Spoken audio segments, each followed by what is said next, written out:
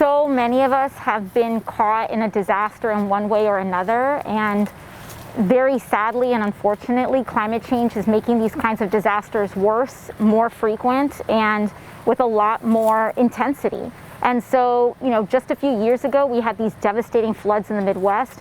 We've been hit in New York with Hurricane Sandy. We had Harvey here in Houston, and now we have fires in California, freezes. It is sad, but this is part of our new normal as a country. And we're going to have to really get really good at responding to these disasters swiftly and effectively, and also making the infrastructure investments necessary to prevent these kind of catastrophic chain impacts from happening again. And frankly, that is what the Green New Deal is all about. It's about really putting people to work, creating 20 million jobs in this country so that we can invest in infrastructure. And by the way, make sure that low income and communities of color and white working class communities aren't left behind.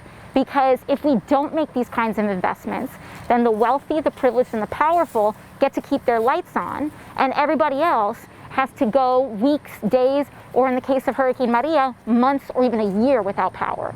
And so this is about equity. This is about acknowledging the reality of climate change. This is about protecting people, and this is about creating prosperity in the first place. And so we have to really, all of us, that is why what's happening in Texas is important to our whole country, because it's a freeze here this week. It could be a freeze in California next week. It could be, another tropical storm or hurricane in New York in a couple of months. This is about all of us and how we're going to collectively answer climate change.